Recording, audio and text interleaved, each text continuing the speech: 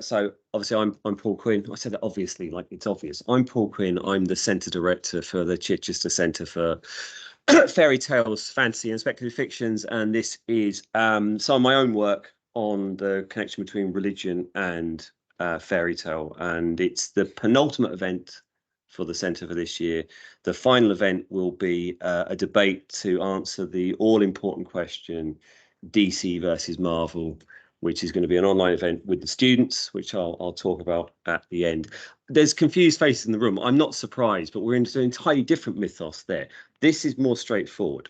So this really started a couple of years ago when the centre was approached over Christmas by the Mail Online for a comment on the Christmas silly season story that Jon Stewart, the American comedian, had accused J.K. Rowling of being an anti-Semite. It was an accusation that seemed to be based on, as you may recall, Rowling's use of goblins as the bankers in the wizarding world. By the time the Mail had approached the centre, which is Heather, for a comment and had forwarded it to me, and I was like, well, it's the Mail, so there's no such thing as bad publicity, but it is the Mail Online. But I thought we'd go over it anyway. But by that point, Jon Stewart changed his argument slightly to focus on the film adaptation of Harry Potter and the Philosopher's Stone.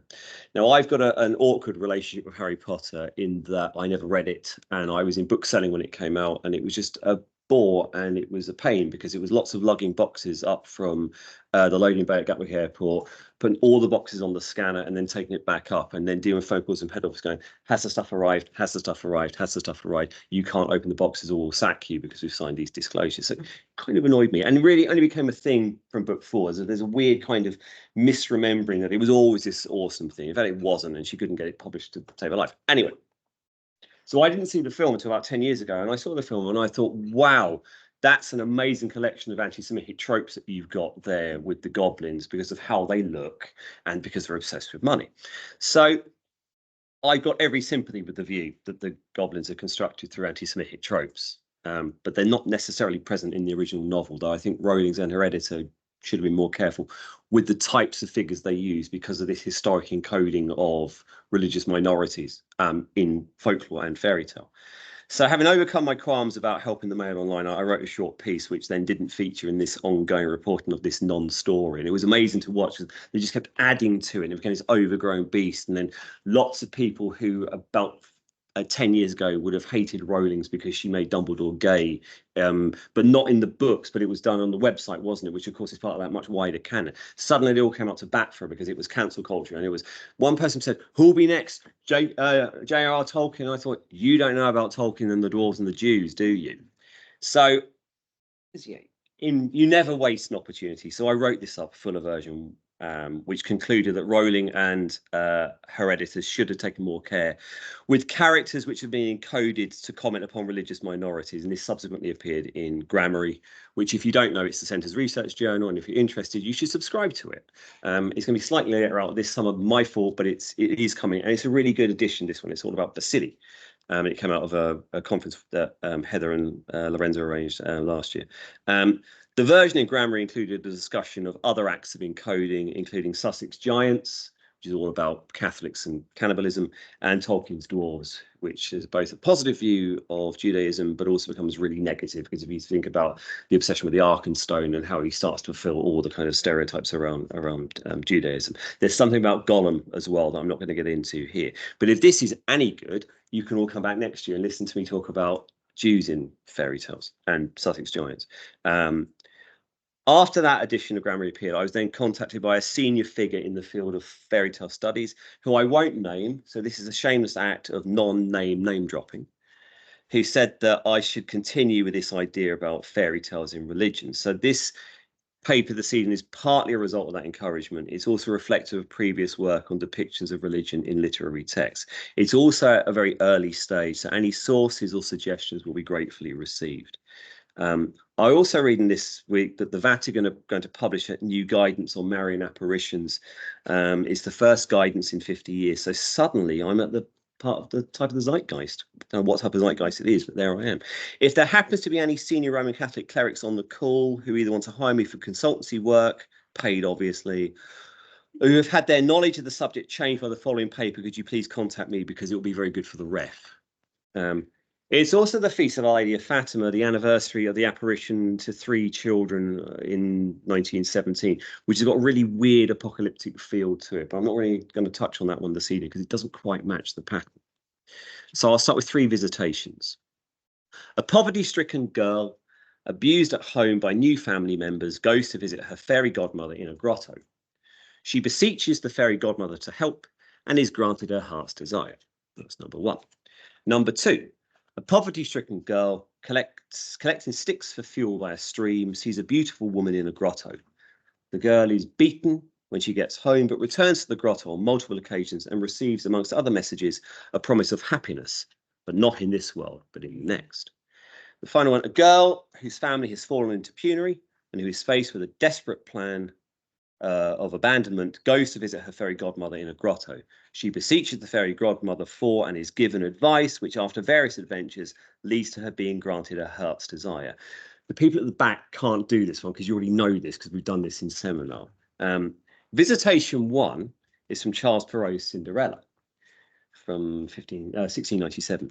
Visitation 3 is from Catherine de Alwas' Finette Cedron, a strange amalgamation of Cinderella and Hansel and Gretel, and an important reminder of both how different the fairy tale could be before the great simplification, which was undertaken in the 19th century, and just what an interesting writer de Alwas was. For those who missed the talk earlier in the year by Anne Duggan, that's currently available to view on the Centre's YouTube channel, and it was a really good talk about de Alwas. Visitation 2, as any Roman Catholic in the room or on the call, cultural, cradle, or practicing will probably recognise, is a very simplified précis of the Marian apparitions at Lourdes in the Pyrenees in 1858, when the Virgin Mary appeared 18 times to Bernadette Soubirous, a local peasant girl. I'm proceeding here with F. Scott Fitzgerald's maxim, which is repeated by John le Carré, that an artist can hold 2 contradictory views and still function. So I might be interrogating the construction of Marian apparitions, but that doesn't mean I'm trying to discount them. The imagery in the 3 accounts is striking, as is the repetition of the grotto as a place where those in need can approach a supernatural force for help.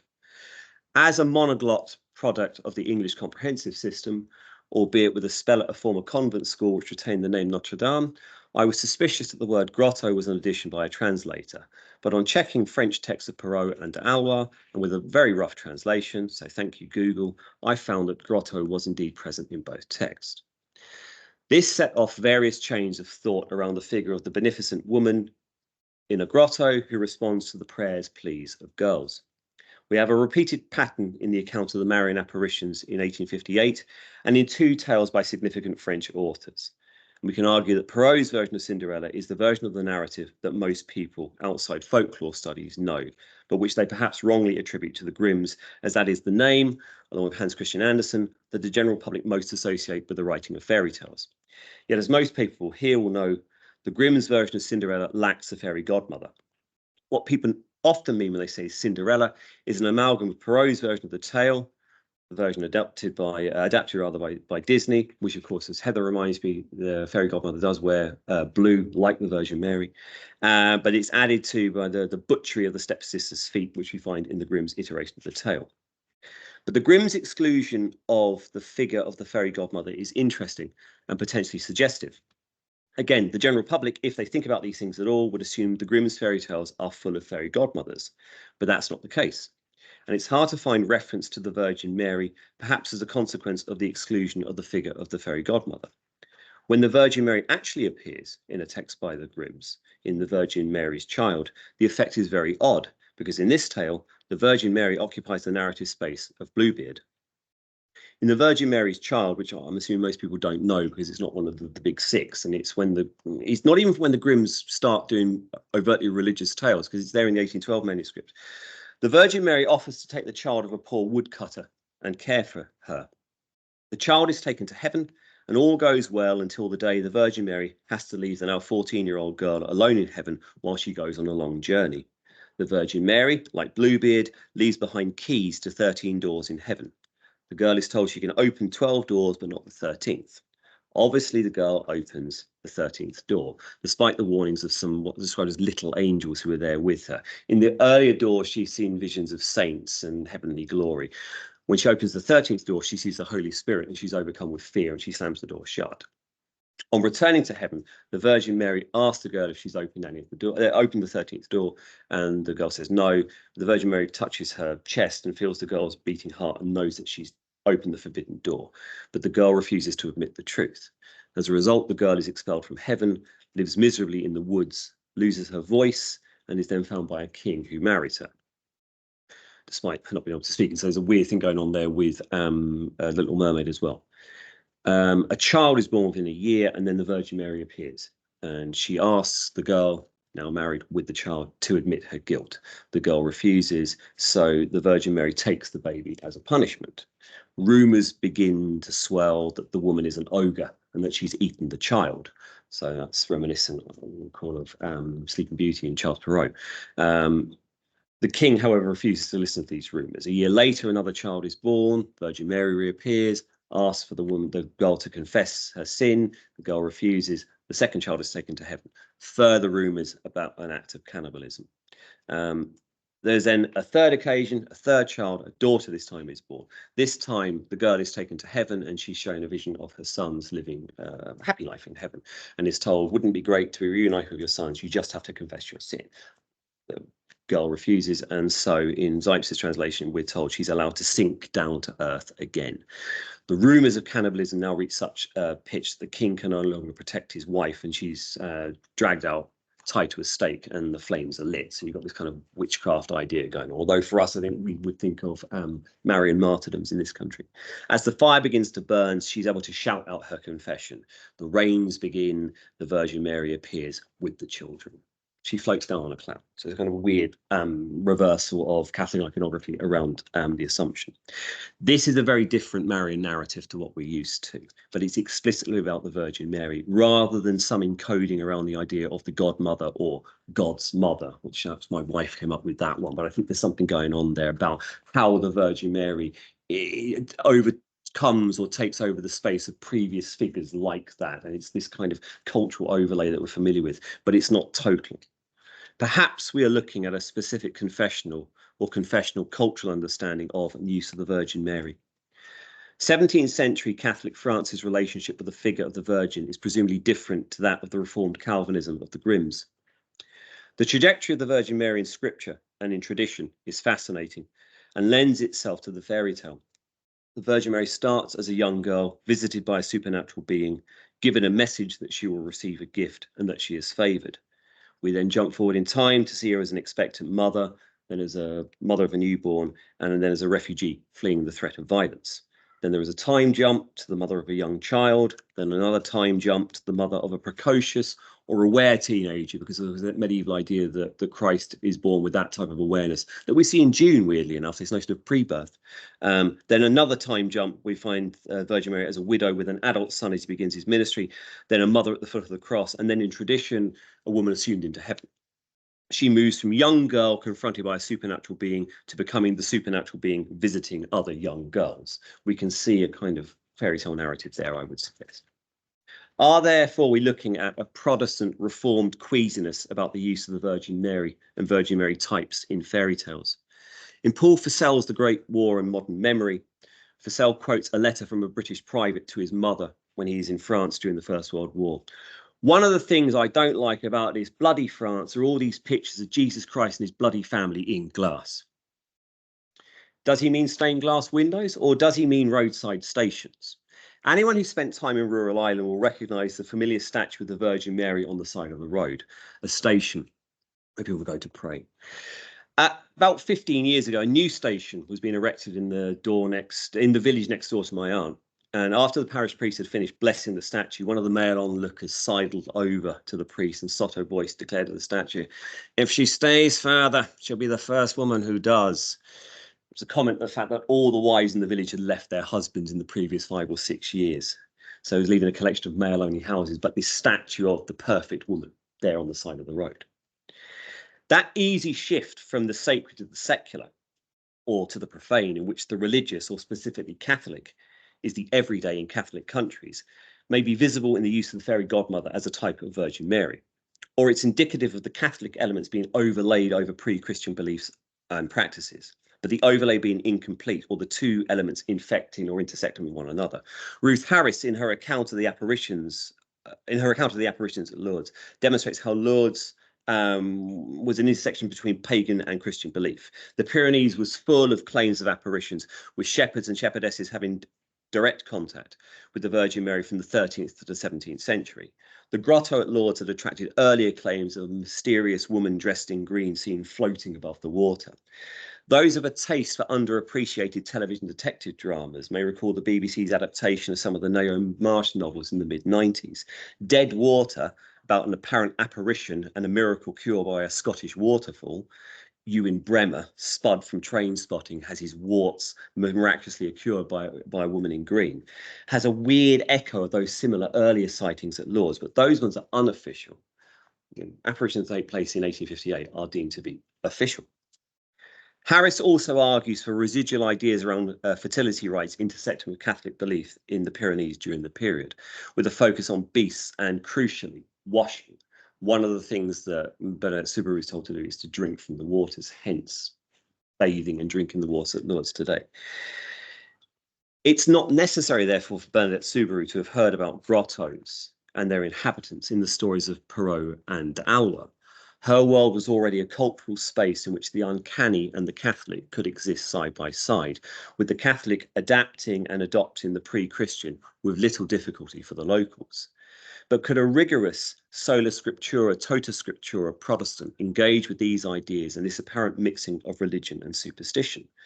We need to think about, in an English context, how the Fae and the world of the Fae are dismissed as being part of the old Catholic order by Reformation figures, including Reginald Scott and Samuel Harsnet, who at one point was Bishop of Chichester. They both argue that fairies and belief in fairies is from the old days, and it was a veil over the eyes of the believers, and it's been swept away with the Reformation. But in Catholic Europe, particularly among the working class, that combination or code switching or acknowledgement of the Virgin Mary taking on attributes and locations associated with other practices appears to be less of a problem. In Ireland, until the 20th century, Catholic belief and the supernatural seem to be able to exist side by side. Now, I know anecdote is never evidence, but I'm now going to give you some anecdotes. And again, with apologies to my students who have already heard this. About, when was it? It was in 1995. My mother and I were in Ireland at the Easter. My parents are both from rural Ireland, West Ireland in Mayo. And my grandfather's house was outside of town. So it was rural, but it wasn't as isolated as my father's home was. And one evening we were sitting there watching the Rockford Files, which is a great detective program, and a fire engine went by, which is very unusual. So I went and looked out. We could see this fire around the house in the field across from my grandfather. So my mother, what's going on there? Go up onto the bank at the back of the house and see if you can see something else. So I went out in the dark with the torch and couldn't see anything. Then I heard this voice going, hello, hello. So I went back in and my mother said, did you see anything? I said, no, it's just someone out on the bank. So hello. She said, was it a man or woman? I said, it was a woman. And so my mother, who'd lived here by that point for 30 odd years, was a fairly rational figure, but said the rosary every day and was very devout.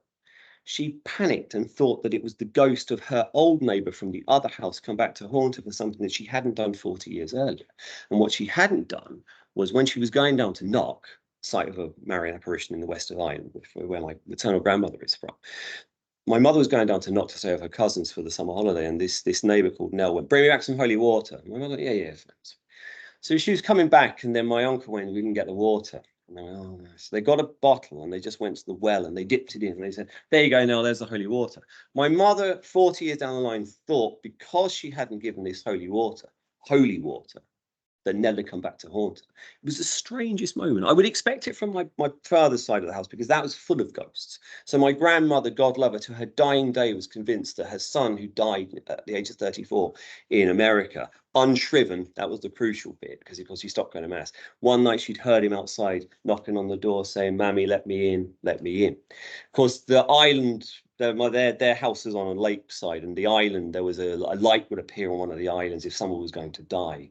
No, it wasn't. The IRA used to hide out there during the War of Independence, because my great uncle was one of the IRA men who burnt down the landlord's house, and that was the island where they hid. But this kind of weird ability to combine Catholic belief with ghosts doesn't seem to be a problem.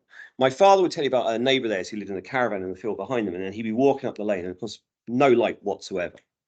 And the fellow would be going on going, God is good, God is good, God is good. The devil's not bad either, because he was hedging his bets. So this weird combination of Catholicity, but also another belief there, so belief in ghosts, all come into play there. Two asides about holy water and apparitions, which speaks to this wider point. There's some connection between holy water at the sites of Marian apparitions, so Lourdes and Knock, and also holy well, I think, and older holy wells. We had an article in Grammar about this a long time ago about tracking holy wells, and there must be some connection, I think, between this older notion of the well and this Catholic notion of the well, where you can be cured. This is, I think, on one level, a Catholic co-opting of those existing sacred space. It's also noticeable how sites of Marian apparition become holy day destinations, a type of holy Disneyland, with the Virgin Mary standing in for a Disney princess of your choice. If you Google the Marian apparitions at Medjugorje, the contested events in Bosnia-Herzegovina, which began in 1981 but continue to this day, the third or fourth hit is the Hotel Spa Medjugorje, where you can read about the apparitions while booking a stay at the hotel in the spa. One of the persistent criticisms of the Medjugorje sightings, but they've never been officially approved, but they've been disproved, is that a number of the seers who there from day one have connections, weird enough, to hotels, restaurants, or companies organising pilgrimage to Medjugorje. Again, the Virgin Mary has acted as a type of fairy godmother here, providing material solution to their problems. Knock in the west of Ireland is the site of a spectacular apparition in 1879, rather, where the Virgin Mary appears with an altar, a lamb, St. James and St. Joseph, because we do it big in the west of Ireland. My wicked, terrible, atheistic socialist cousin, though, has investigated this, and he's discovered that it's probably there was a leaking gas canister or a leaking tiddy lamp from the local Protestant vicar, and it may have been some type of mass hallucination. But we dismissed that, and it was on the wall of the gable. But there's 1.5 million visitors to Knock every year. Knock is strange because once you go inside the gates, it's lovely and quiet. Outside the gates is kind of this commercial hell zone where they're selling you empty milk cartons for £1.50 so you can fill up with holy water. James Horan, Knock's enterprising parish priest in the late 70s, managed to get an airport built 10 miles outside Knock. They said it couldn't be done, was the headline in the paper, because he built it in the bog.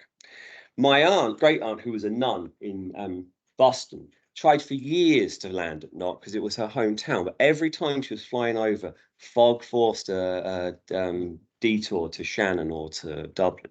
So if it is a genuine site of Marian apparition, someone didn't want that poor old nun to land there. Does, however, Knock Airport provide a boon for regional tourism? Again, the Virgin Mary and Saints Joseph and John and a lamb and an altar have provided for the material benefits of the region. James Horan was the person who built the airport. He was also the first corpse to be flown in there. He'd gone on pilgrimage to Lourdes, had died, and was then flown home. Aoife looks horrified at that. Weird combinations of material benefit, but not for Burnett Subaru. If we look at two later figures associated with the fairy tale or tales of fairy, who we can certainly discuss in confessional terms, then C.S. Lewis and J.R.R. Tolkien provide two very distinct approaches to incorporating the Virgin Mary or figures who stand in for the Virgin Mary in texts, fairy tales, which allow for a theological reading, or in the case of Lewis, ignoring this figure and going for an altogether different biblical female figure. The most obvious Virgin Mary figure in Tolkien's works is Galadriel. This connection was apparent to the earliest readers of the Fellowship of the Ring. In 1953, the Jesuit priest Robert Murray had read proofs of the Lord of the Rings and wrote to Tolkien that the book had left him with a strong sense of a positive compatibility with the Order of Grace and compared the image of Galadriel to that of the Virgin Mary. Tolkien, in writing to Murray in December 1953, acknowledged Murray's reference to grace and to the Virgin Mary before describing the Virgin Mary as being upon which all my own small perception of beauty, both in majesty and simplicity, is founded. This expression of the centrality of the Virgin Mary in Tolkien's aesthetical vision is repeated in a letter from George Sayer to Dame Felicitas, in which Sayer states, in a letter written to me, Tolkien wrote, I attribute whatever there is of beauty and goodness in my work to the influence of the Holy Mother of God. In a 1958 letter to Deborah Webster, Tolkien states, "I am a Christian and in fact a Roman Catholic." The later fact perhaps cannot be deduced, though one critic by letter asserted that the invocations of Elbereth and the character of Galadriel, as directly described or through the words of Gimli and Sam, were clearly related to Catholic devotion to Mary. That's fairly clear at that point. However, in 1971, Tolkien's view of the character appears to have shifted. In a 1971 letter to Ruth Austin, Tolkien writes, "I was particularly interested in your remarks about Galadriel. I think it's true that I owe much of this character to Christian and Catholic teaching and imagination about Mary, but actually Galadriel was a penitent. In her youth, a leader in the rebellion against the Valir, the angelic guardians, and at the end of the First Age, she proudly refused forgiveness or permission to return.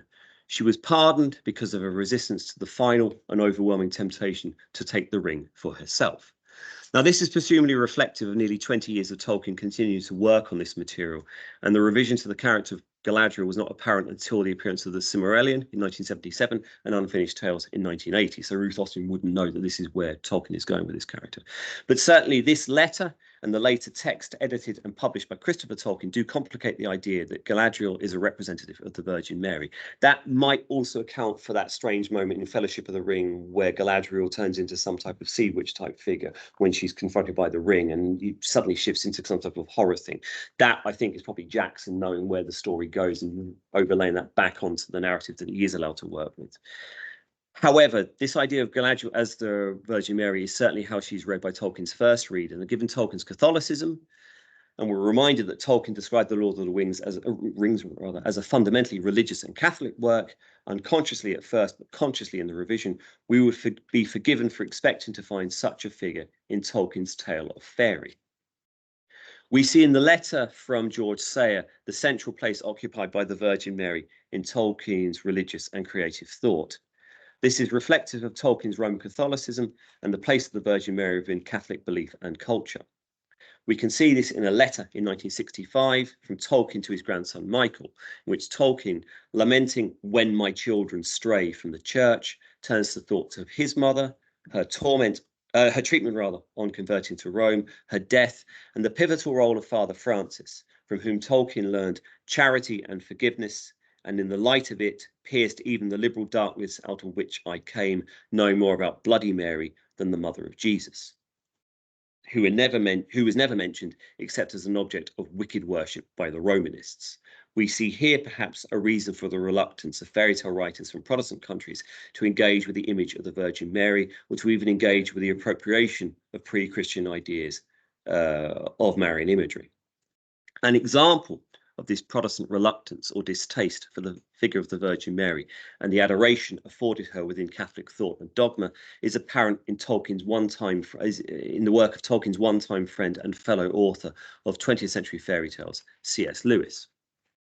In George Sayer's letter, mentioned above, we find this line about Lewis: "He never recovered from his Northern Ireland Protestant attitude to Our Lady. His grandfather Hamilton, the local Belfast vicar, was violently anti-Roman Catholic. Lewis, for all the attempts made by a certain type of trad Catholic to make him a fellow traveller in Catholic traditionalism, retained a suspicion of certain Catholic practices and beliefs." We can see this in his substantial work about Christianity.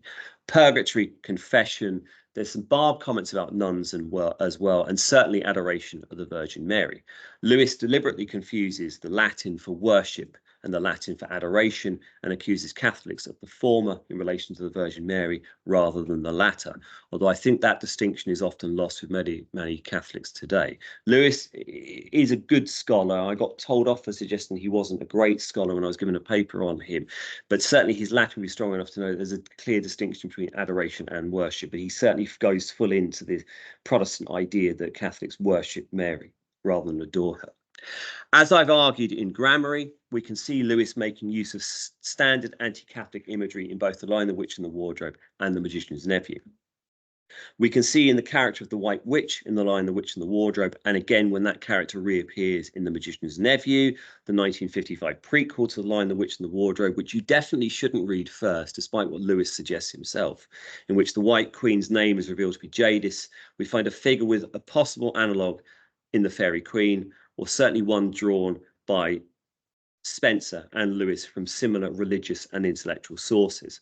Lewis, the Northern Ireland Protestant, who retained an antipathy towards or suspicion of elements of Roman Catholic belief and practice, constructs a Protestant text just as surely as Spencer did in part 1 of The Fairy Queen.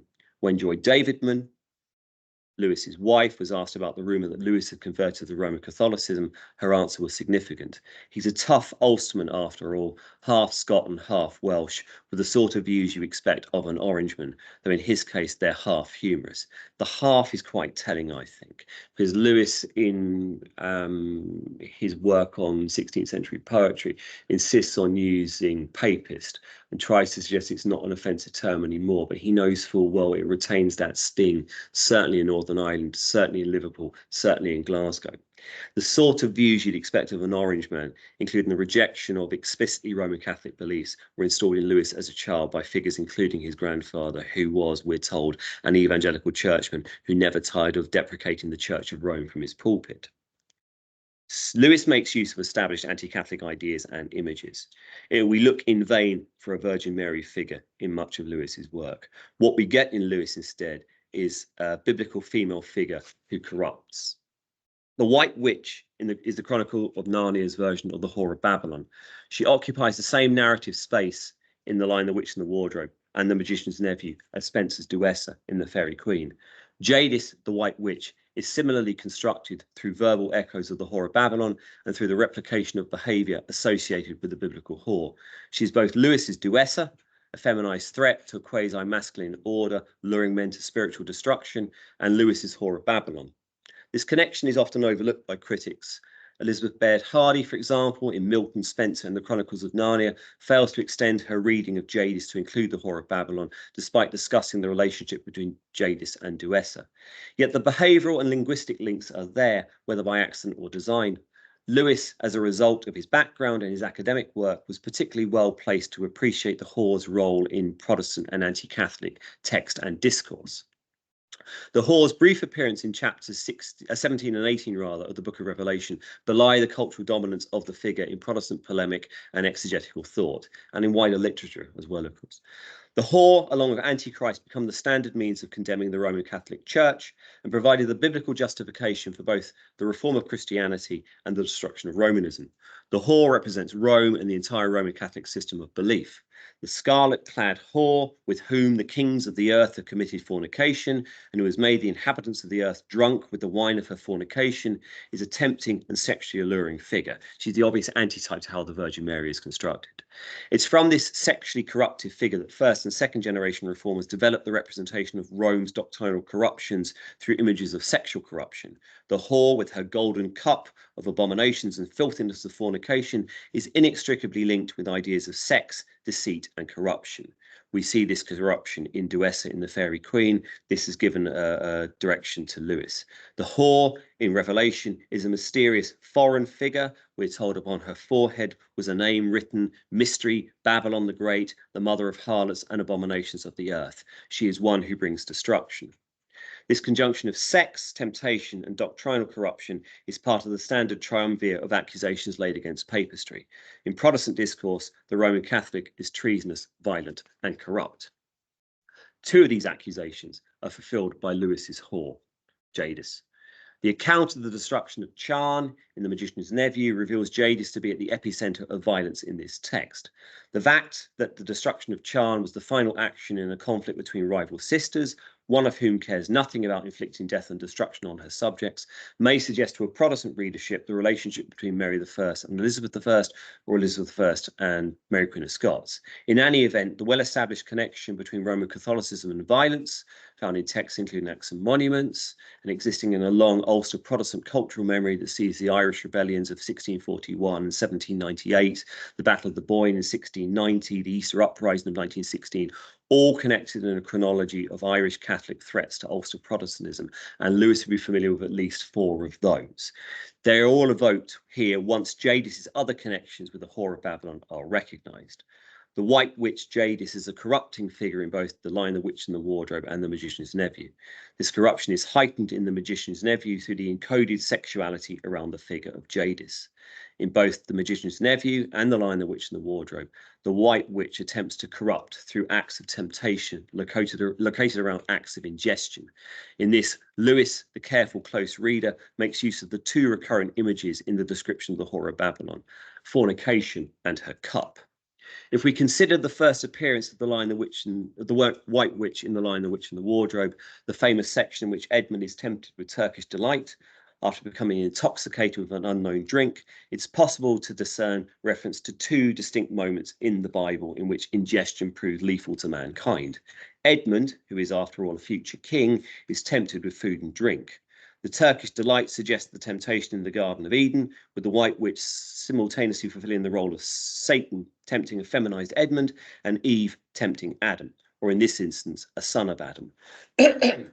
Edmund's reactions to the Turkish delight, eating it hungrily and greedily, forgetting his manners, also suggests Lewis's reading of the corresponding section of Paradise Lost. In Milton's poem, one of the first signs of Eve's corruption is the manner in which she eats. Her disordered, greedy ingestion of the apple is contrasted with the mannered style of eating in Book 5. There's also a contrast set up between how Adam and Eve have sex before the fall and after the fall. It's very mannered and marital before the fall, and it's kind of rough and excited after the fall. We find the same with Edmund eating the Turkish delight, eating roughly, not the sex, obviously, because Lewis doesn't do sex. He loses control and gives way to uncontrolled appetite. We're told at first Edmund tried to remember that it's rude to speak with one's mouth full, but soon he forgot about this and thought only to shovel down as much Turkish delight as he could, and the more he ate, the more he wanted to eat. This idea of losing control and giving way to Romish corruption takes its poetic cue from Milton, but it takes its biblical cue from both Genesis and the depiction of the people of the earth made drunk by the wine from the whore's corrupting cup. The connection between the White Witch's corruptive influence and the whore is made explicit when Edmund drinks from the witch's cup. There stood a jewelled cup full of something that steamed. Edmund felt much better as he began to sip the hot drink. It was something he'd never tasted before, very sweet and foamy and creamy. It warmed him right down to his toes. Now, of course, Lewis writes this during a period of rationing. So, of course, there's a sense in which he's tempting the readership as well. Here are sweets they can't have, and here's a hot, warming drink. The jewelled cup is a reference to the whore's golden cup, but also to the gold, precious stones, and pearls which she wears. The mysterious nature of the drink may be an oblique reference to the word mystery written on the whore's forehead. In any event, the cup and the effect it has on Edmund are enough to establish a connection between the White Witch and the whore. Both these acts of ingestion are part of the novel's discourse around food. This often centres upon Edmund's appetite. Edmund is associated with food and hunger at various points in the novel. Very different, therefore, to the girls in need in the Marian apparitions and in the fairy tales. They have material needs. They go and those needs are met by a good female figure. Here, Edmund's needs are met, but in a bad way, by this bad counter figure who's associated with sex. Lewis is explicit that Turkish delight has corrupted Edmund's tastes. We're told there's nothing that spoils the taste of good, ordinary food half so much as the memory of bad, magical food. Eating the Turkish delight changes Edmund. Mr. Beaver identified Edmund as treacherous, and again we see the charge laid against Catholics there around Edmund, and knows by looking at his eyes that he's been with a witch and eaten her food. The Turkish delight and the contents of the cup are a source of false nourishment. When Edmund joins his siblings in the battle against the White Witch, one of the first events is a meal. This reorientation away from the White Witch and her Turkish delight towards genuine nourishment allows Edmund to ingest Lucy's life-giving cordial, an obvious antitype of the White Witch's cup. There's a possible argument that Lucy might be a Virgin Mary type figure, but she does end up dead. Susan you rule out entirely because of what happens to her at the end, and she becomes a sexualized figure, therefore she can't be the Virgin Mary. While sexual attraction is absent from the White Witch in The Lion, the Witch and the Wardrobe, there is a pseudo-sexual desire located in the figure of Jadis in The Magician's Nephew. This connects Jadis to a matrix of earlier Protestant texts in which aberrant sexuality or uncontrolled sexual desire is inextricably linked with Roman Catholicism. The spiritual whoredom offered by the Whore of Babylon is figured as literal whorish behaviour. We see this in the seductive nature of Duessa in The Fairy Queen, which takes its lead from the Book of Revelation, where the truly revolting form of Spencer's witch is concealed from dazzled eyes. While there is nothing as explicit as this in The Magician's Nephew, the physical attractiveness attributed to Jadis and the consequent temptation offered by her beauty provides an encoded sexuality in the text. At her first appearance, she's described as possessing a look of such fierceness and pride it took your breath away. But in the succeeding sentence, it's made clear, yet she was beautiful too. Later in the novel, Uncle Andrew still refers to Jadis as a damn fine woman, despite her devilish temper. Again, in the sexless world of Narnia, the reference to Jadis's physical attraction encoded within damn fine locates sexual desire in the figure of Jadis. We recall as well the number of times Duessa is called fair in The Fairy Queen. Jadis's association with the whore of Babylon is continued with the description of her as a mysterious lady, a foreign royalty. Again, this echoes the word mystery written on the whore's forehead in the Book of Revelation. The mysterious and dangerously bewitching nature of Jadis connects her linguistically and behaviourally to the whore of Revelation. Even Jadis's foreignness may have a connection to a long-standing Protestant discourse and to thematic ideas about otherness in The Lion, the Witch and the Wardrobe. Rachel Towns argues the Turkish delight represents a foreign invasiveness, having a corrupting influence on the English Edmund. As the Turkish delight is the gift of the White Witch, she thus becomes foreign herself. By describing Jadis as both mysterious and foreign, Lewis refers to the whore of Babylon, mystery, and to Protestant nationalistic criticism of the entity allegorized as the whore. But that nationalism also has an impact on how you view the Virgin Mary, particularly extra-scriptural ideas around flying houses and assumption into heaven. The foreign nature of Jadis is also apparent in the opposition established between Jadis and her two antitypes in The Magician's Nephew, Polly and Diggory's mother. Jadis is the antithesis of the English girl and the English mother. Again, the binary opposite between good woman, bad woman is biblical, but it's also a pattern we find in Spencer and in related texts, albeit in a more complicated fashion than we find in Lewis. We see in the final confrontation between Diggory and Jadis how, despite her absence, Polly is used as an obvious counter to Jadis, while it is the reference to Diggory's mother and the remembrance it sparks in the boy which leads to the witch's defeat. There could be a Marian echo in the role played by Diggory's mother, but it's a very faint echo. And again, as with the earlier Turkish delight scene of Edmund in The Lion, the Witch and the Wardrobe, and with a reference to Jadis being fine, we find a further coded reference to implied sexuality and seduction. Jadis is described as speaking more sweetly than you could have thought anyone with so fierce a face could speak. Coupled with the presence of the apple in this sequence, we have a section in the text which is clearly restaging the temptation of Adam in the Garden of Eden.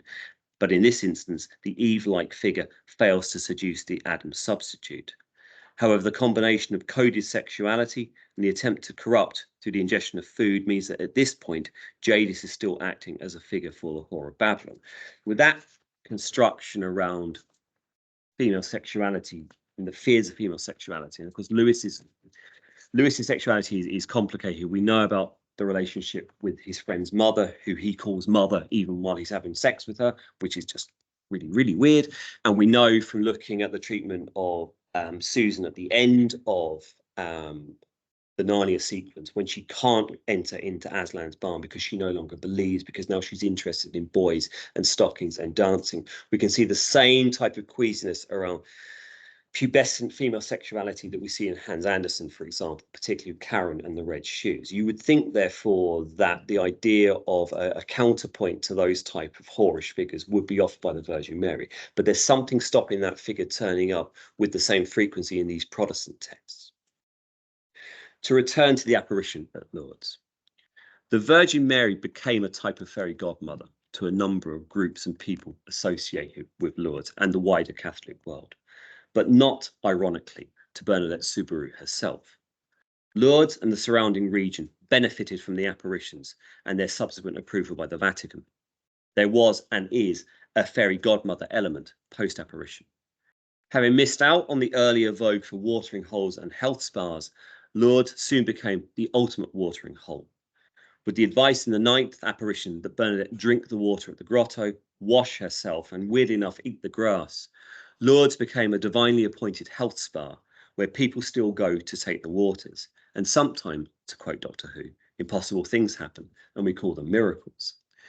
One of the flaws in Richard Dawkins' television program, where he attempted to look at miracles, this is why we still took notice of Dawkins before he kind of became unacceptable. He was talking to one of the priest lords, and the priest said, well, what about these cures? And Dawkins said, they're statistically unimportant.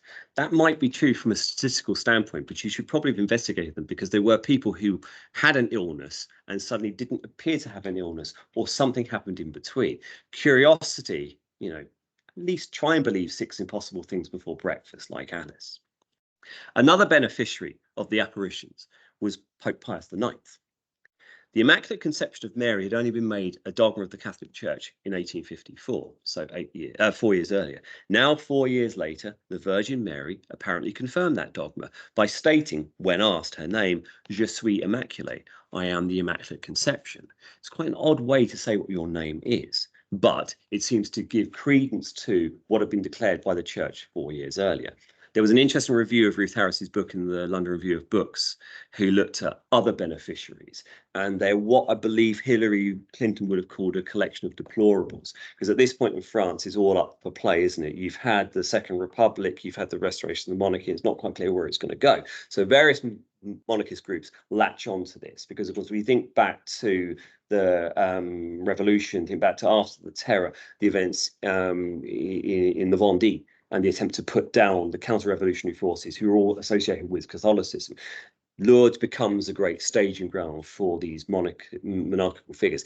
Anti-Semites love it as well, of course. There's a religious organization that grows up around Lourdes. I've forgotten the name of it, and I haven't got it written down here, so that's fairly slack. They get expelled from France in 1900 because they're just so severe, which is fascinating given just how anti-Semitic you find elements in France at that period, particularly after the Dreyfus affair. But the Virgin Mary offers this benefits to these various groups. So she does become a fairy godmother. There is a type of wish fulfillment going on, or wish fulfilling going on, but not, as I said, for Bernadette Soubirous herself. Promised happiness in the next life, she's denied the type of material rise enjoyed by Cinderella and Finette Cedron and other figures who usually go to see fairy godmothers.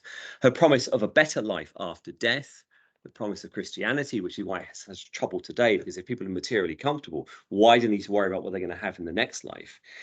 This is the world of Hans Christian Andersen, in the Red Shoes, in the Little Match Girl, in the Wild Swans, and in a weird way in the Little Mermaid. The way we're made comfortable by the deaths of those girls is we're told, or we're suggested, that they will get to heaven, particularly Karen, which is a deeply problematic element in the Red Shoes, that the torment, torture, maiming of that girl is made acceptable because she's going to get to heaven. That's Bernadette Soubirous' promise. Your life is bad here. I'm not going to make you materially better off, but after death, you'll be grand. There was no possibility, obviously, of restoration for Bernadette Soubirous because she was a peasant. She's not that type of fairy tale princess, thinking about Bottenheimer's two models of the Rise tale and the Restoration tale. Rather, she is sent to a convent where she would die young and be declared a saint. A type of rise, but not the type we're used to in fairy tales, apart from in Andersen. A further, more problematic connection is the fate of Bernadette's body. Apparently incorruptible and now stored in a glass box or glass coffin, Bernadette's body echoes the dead Snow White, but no handsome prince will come to awaken her with a kiss. This is one place where the saint and the female heroine of the fairy tale part company. The tension present in fairy tales in the heroine having to be a virgin, preferably a child, but having reached puberty and thus being sexually available, is problematic in relation to the female saint. Hence the number of virgin martyrs who die rather than submit sexually, often to non-Christians. Hence the sexual threat is also a theological one. Obviously, we see this evocation of this type of trope of the suffering virgin in Perrault's Donkey Skin, where it's given the extra frisson that the sexual threat is from her father, and we see it in a number of tales by Straparola and Basili. The fairy tale figure of the Virgin without hands has its roots in narratives of the Virgin Martyrs, and those acts of mutilation in the fairy tale are associated with the preservation of virginity. That ultimately breaks the connection, I would suggest, between the fairy tale and religious narratives, as the fairy tale becomes increasingly conservative in the 19th century and dominated by Protestant texts. The virgin girl who never marries is far too close to a nun and thus too Catholic. If the fairy tale presents a heteronormative world, then the ultimate role for the virgin heroine is to marry. To remain unmarried and a virgin is too disruptive. with ugly sisters looking for a husband, wicked stepmothers who clearly have had sex because they've got the stepsisters, and dead mothers. The only female figure who can remain unmarried, therefore, is the supernatural fairy godmother, who becomes, therefore, an accidental echo of an earlier perpetual virgin. Thank you.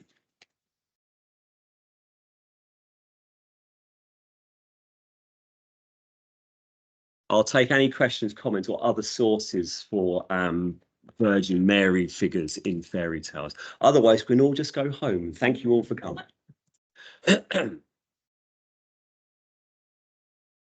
No questions. That's always at a conference, I think, a sign of a really good paper or a really bad paper. And we'll leave that in that kind of liminal space there. Any questions online? There are still people online.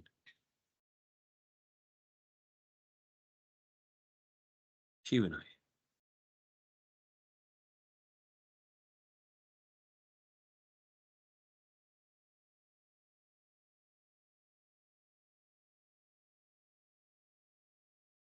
Oh, they couldn't see us anyway. We can hear. You haven't enabled hands up. It's gone really, really well. Oh, well, the video will be available online. And if anyone's interested, they can always email me at p.quinn@chi.ac.uk. If there's no questions, we'll leave it there. Oh, Ben's got a question. Awesome. Ben. Yeah, so of course you've got a question. Is it a nice question? I hope so. Good. I don't know. So just a bit at the end, when you sketch this transition to a sort of, if I got it right, a sort of Protestantization of the fairy tale story. Yeah. And then I wondered, obviously connecting that back to your argument about fantasy, is there then a kind of process of re-Catholicization within fantasy? Do we? So you say late 19th century, it becomes increasingly Protestant. Yeah. Fairy godmother, last trace. But then you've got Tolkien, you've got Lord Dunsany, yeah, people kind of writing Morris. I think a bit of Arthur Machen, people writing proto / actual fantasy. Yes. And is that the kind of 20th century? I think so. I mean, Tolkien doesn't think he's writing fantasy, does he? He thinks he's writing history or pseudo history. Yeah. But what's interesting there is he makes it a Catholic history. Yeah. So it's a kind of challenge to that accepted Protestant history that you have, historiography from Fox coming forward, which is still the dominant mode. I think there's something around emergence of Catholics back onto the public stage post 1829 and post the restoration of the hierarchy, which of course causes all kinds of twitchiness, particularly in Sussex. So I think that's right, Ben, that you get. Morris is interesting because he's got those group of Catholics around him, and there's that weird thing going on in the 19th century where that re-engagement with an idea of the medieval looks like it's kind of fetishizing a Catholic medieval period. So the guilds, Belloc's very into guilds, Madox Ford's really into guilds. And of course, they're both Catholics, but very different types. Eric Gill, if we dare mention his name, establishes a guild. He's Catholic as well. David Jones is down there as well. So there is something that, I mean, I say it becomes Protestant because the big players, it's the Grimms, it's Anderson, or the Anderson theology is quite weird. In this country, it's Lang who's producing the major issues and Jacobs as well. And so back to Ireland, if you look at the Bridget Cleary case, and again, apologies to my students who heard this a few weeks ago. In the Cleary case, when Bridget Cleary is murdered by her husband, his justification for it wasn't his wife, it was a changeling. And they thought by burning her that they bring back the real wife. The only reason you go with that as a defense is you either believe it or you think enough of your peers will believe it. But what's interesting is in the newspapers at the time, they use it as an example as why you can't have home rule. Because look at Catholics, aren't they terrible? They still believe in this type of superstition. So there's that sense in which, and it's also because in that 19th century, you're getting the idea of these are fairy tales there for children. But folklore, you can look at that as proper kind of history or anthropology. And so you can get these kind of two lanes that open up. But I think that the fantasy, Tolkien's essay on fairy tales is crucial because it's the first real academic work on fairy tales, but it's responding to other writers who've emerged in that period. And I think that emergence of a type of fantasy which has got links with fairy tale, but wouldn't necessarily class itself as fairy tale. But Tolkien would say it's a tale of fairy. And I think, I mean, you've said this about the number of Catholic fantasy writers. I think that's significant that that's emerging from that tradition, and the way that Lewis is made to be Catholic, even though Lewis's own work tells you I'm not Catholic. Lewis said the first we was warned about philologists and Catholics, and the first person he bumps into at Oxford is Tolkien, who's a philologist and a Catholic, and so there's that tension there in Lewis all the time. You can see in Tolkien as well. I think one reason Tolkien turns away from MacDonald is his theology is really weird. And it's a kind of separate thing from that. So I think, yeah, that fantasy space does that allow for that re-emergence of kind of a Catholic fantasy. I think that's really long academic non-answer, man. You know? No, just interesting to John Amiego, which I think was Catholic, bringing sort of just this sort of return to religion. And those type of figures, they believe in mystery and strangeness and oddness. Obviously, going back to your Richard Dawkins argument, that's the problem, I think, with the sort of empiricist type of critique of religion. You just leave big open gaps of God.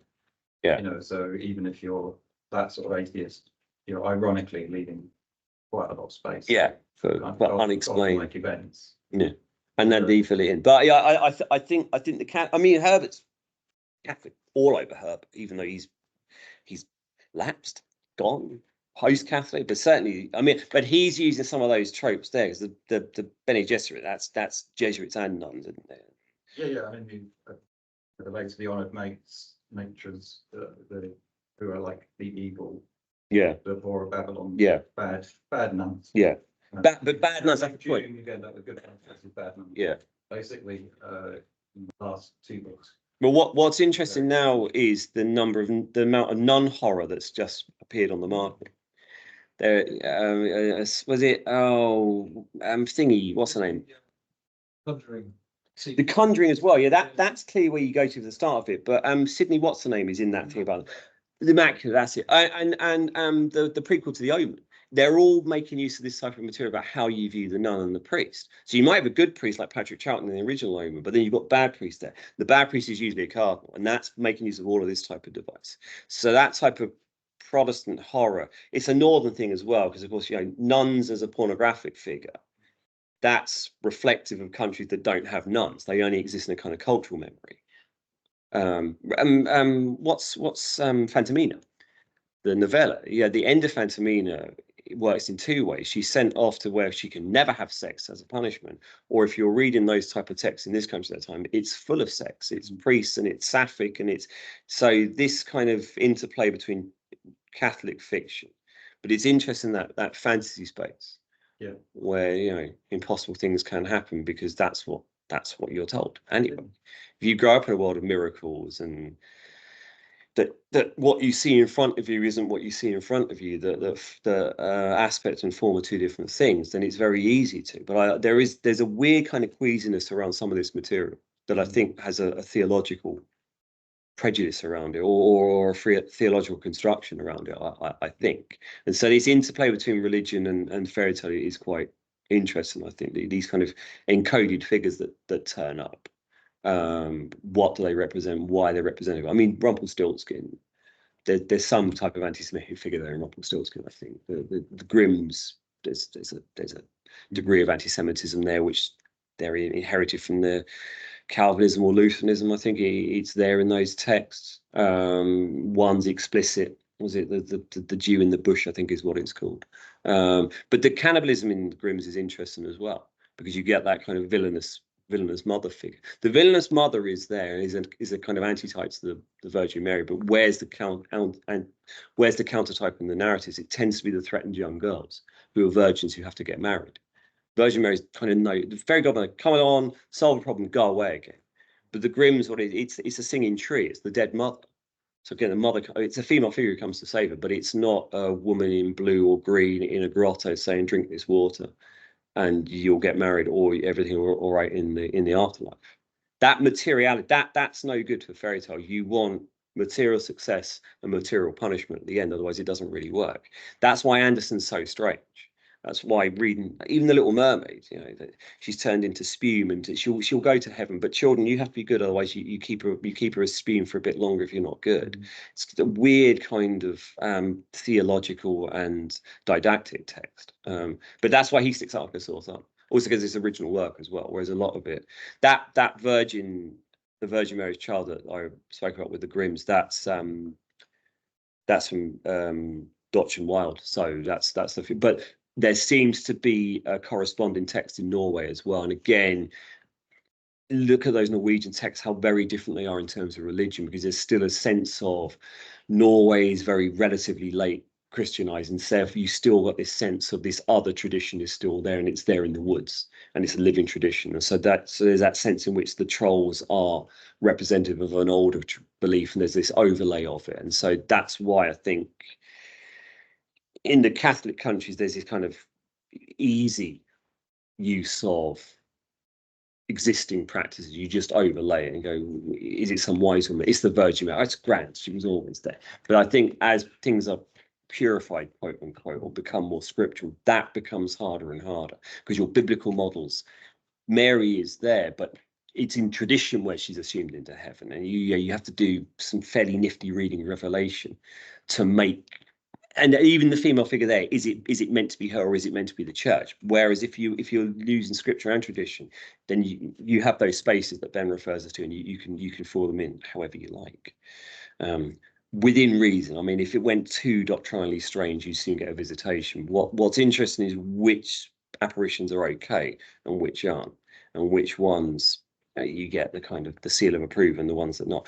The document coming out will be quite interesting if you're into that type of thing, as to whether they can go, this is okay, this one's not, or whether there's going to be some move against Medjugorje, which will collapse their tourist industry completely, I think. But I mean, that's an interesting one, that how far in some Catholic countries there's that sense of you tie ritual to wider material world. So in Ireland, if you ever move First Holy Communions out of the school, which they want to do, you will collapse the First Holy Communion outfit industry. You'll put hundreds of businesses out of it. So it's a strange combination of the secular and the profane. But you can see that in Lourdes from the get-go, I think, just how many people happily are able to make use of it, but not the person who's originally there at the apparition. She can't fulfill that fairy tale role because she doesn't get materially rewarded in this world. She has to become an Anderson-like figure. But even then, with two of those Anderson heroines, there is the taint as far as Anderson's concerned of sexuality, which is what Lewis picks up on. So I think there is a distinction between a Protestant fairy tale and a Catholic fairy tale, and I think the Catholic fairy tale develops into the type of fantasy, Ben, that you're referring us to. Or tales of fairy that go back before the Reformation, because you're tied up in questions of history then as well. Charles? Yeah, on that distinction, is it, would you say the case then that a defining characteristic of this kind of Marian fairy godmother is her interventionist nature? Because one can think of kind of Marian analogues in Protestant literature of the early 17th century, although sometimes controversially, yes, done as Elizabeth Drury. Yes. Which Ben Jonson said, if it had been about the Virgin Mary, it would have been something as a kind of joke. And he was being deliberately controversial in that. Yes. But a kind of typological one, and a non-interventionist one. Yes. And it seems to me that this Catholic Marian figure is a very interventionist. Yes. But that's, you pray to the Virgin Mary for things, which again, that's Lewis gets twitchy about that. Lewis is strange. Lewis just says confession. He likes confession, but it's not scriptural. Therefore, the Catholic shouldn't have done it. But he likes it himself. Purgatory as well. He loves the idea of purgatory because it's too hard. Otherwise, it's heaven and hell. And he clearly thinks he's not going to. So, a place where you can burn out your sins and have this. He likes all that, but because it's not scriptural, he's clearly caught, and that's the type of figure there. Because it's also the sense of a kind of a layer in between you and God, and very twitchy about that. And you can see that in the 17th century as well. And of course, because it's politically so hot, because you're looking at a period where, like, conspiracy theories. But is it a conspiracy theory? There is clearly a group of Catholics at court in the run-up to the Civil War. Charles isn't one of them, but you've got a fairly prominent figure in Henrietta Maria. And of course, then look at how what's her name? Who's the Anne Hutchinson? It is when Lucy Hutchinson. You look at there how she reads names, and like Mary is a bad name. It's bad to have a queen called Mary because it's linked with Mary Tudor. It's never any, but she could be linked with the Virgin Mary. It's kind of cut out of the idea. Elizabeth, that's what you want. It's joking Blackadder, of course. You know, all girls should be called Elizabeth, maybe Mary, but the sense in which Elizabeth, that's what you call these figures. So the just the name Mary is too hot because of the other figures who are called Mary. And so that Marian imagery and the idea that they'll intervene for you. Yeah, you can see the hives coming out on some of them because it's just not there. I mean, it misses out intervention in Old Testament entirely, but it's that sense of it's been overlaid onto those texts is a later addition, like dogmatizing the Immaculate Conception. Yeah, that's red rag to a bull in 1854. You know, particularly for here, because of course, yeah, you've got a virulent anti-Catholic group in East Sussex who look at the conversions after Manning converts with absolute horror. That's why you get the gunpowder societies developing in Lewis at that point. You know, Mark Anthony Lower might be a historian, but he's also at the forefront of those groups. And then you get 1854. By the way, the Immaculate Conception was always a thing, but we just codified it now. You can imagine how that's going to affect something. Well, clear evidence that they're just making this stuff up. So then this interplay between these figures here, you know, the fairy godmother, it is and it isn't the Virgin Mary, but it acts like we're told the Virgin Mary acts. So you can see why it would be a problem. And that's that long overhang back to the 17th century where it's still all to play for. Yeah, that's again another long rambling academic answer. But I am a rambling academic. And any other questions, or do we all want to go home? Also, the room there's someone in the room after this, isn't there? So we need to not till 7. Yeah, well, we're not going to stay talking till 7 then. Yes. Anything else?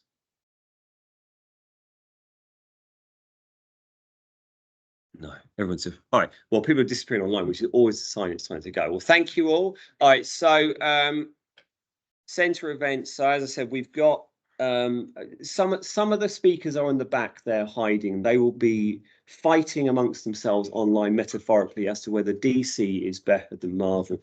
As we all know, the 2 best superhero films of all time are Christopher Reeve's first 2 Superman films. So that might give some indication where the judge is. Anyone else wants to become involved in that, just drop me a line or join us online. Centre events for the new year, for the new academic year, we've got something coming up on with our own research. So keep an eye out for that. Join our X feed and the Facebook page to keep up to date, or contact Heather about the mailing list. And we do, of course, have the YouTube channel, which has got 15 years worth of videos. Some of them are really very good, and people seem to be enjoying it because the numbers are going up all the time. Otherwise, thank you all. And I will see you at another one of these events, I hope. Lovely. Thanks for coming out. Thank you. And thanks to everyone online. As I said, any questions you couldn't put, just email me.